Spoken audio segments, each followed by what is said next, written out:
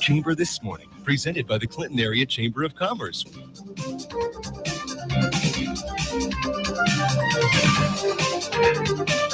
And in the new year, we welcome Lesley Webster to the program for the first time, of course, with the Convention and Visitors Bureau, soon to be Grow Clinton, as she was telling me. How are things going on that front?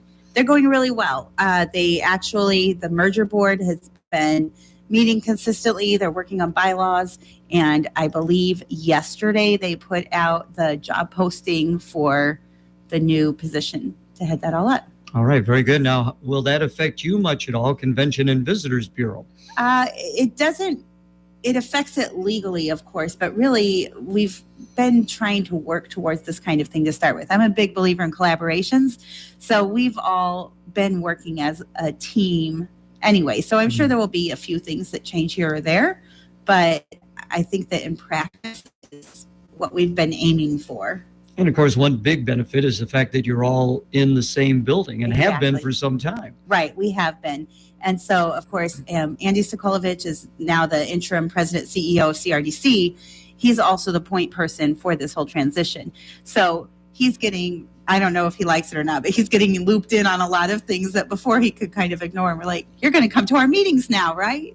So he's been very helpful, though. And we're looking towards his leadership and Rich's leadership as we move into that. All right. Very good. Again, Lesley Webster in studio with us. First time this year. Did you have a good holiday? I had a great holiday. How about you? Really good. Thank you. Yes. Did you get to see your family? Yes. Got to see everybody, and her husband and her two boys are under COVID. Oh, no. They tested positive, but they're doing well. They have Good. gotten their vaccine and their boosters. So, it's not affecting them terribly, but they are at home, sequestered at home. I feel like that's right a lot now. of people right now. Yeah, doing that. So anyway, you say you've got some events coming up, one next Thursday, as a matter of fact. Right. Just next week is the Sawmill Museum's Food and Beverage Fest. Now, I have been told that most years they sell out.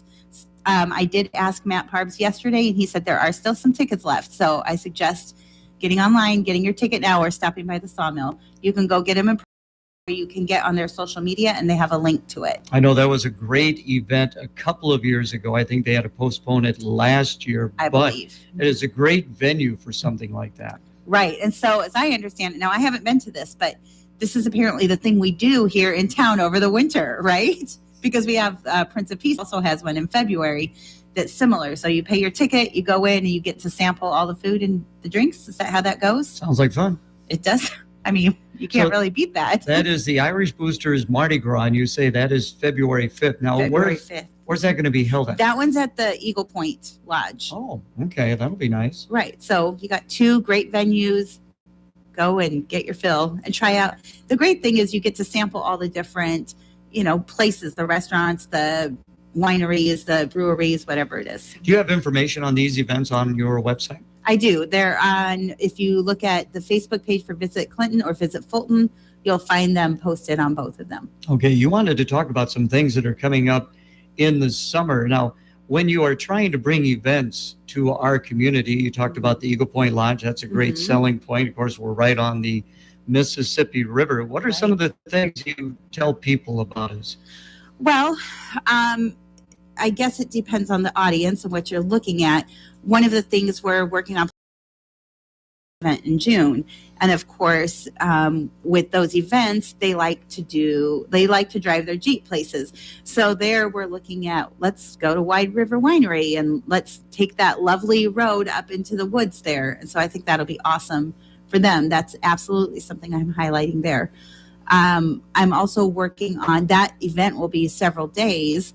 So we're going to plug them into Music on the Avenue to Finally Friday. I was talking with Ted Torno this week about what can we do with the Lumber Kings and have some kind of event with that. So we have so much in town, and people really do love to be part of it. So it just kind of depends where I can send them. And in terms of venues, we have, like you said, Eagle Point. We have Vista Grande.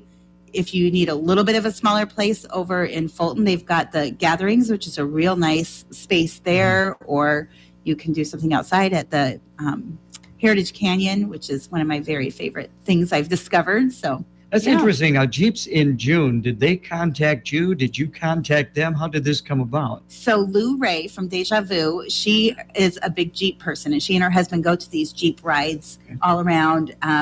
They generally stick to the Midwest, but a lot of Jeep people will travel across the country for these. So it was really kind of her brainchild.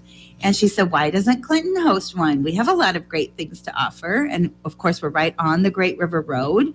So it was really her brainchild. And she came to me and I said, I would love to be part of that.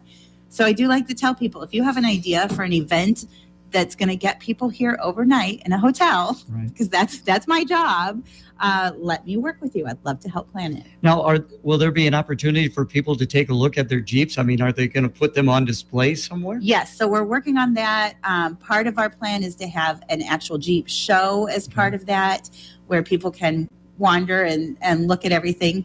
And then we are also working with Parks and Rec to do a drive-in movie in the is it Alliance Steel Lot or Allied Steel Lot? Yes, right. Where it's Allied. kind of Allied. All right. So we're working on that. And although the plan is to be part of the Jeep event, we are also intending to, of course, open it up to our community. So that should be really fun to have a drive-in movie. Again, Lesley Webster with us. One final event you wanted to talk about before we let you go back out into the sub-zero temperatures.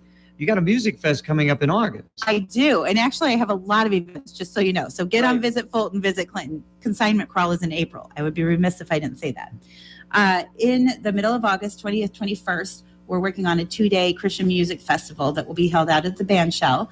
And there's a gentleman in Fulton, John Dale, who brings in a lot of different artists to Fulton.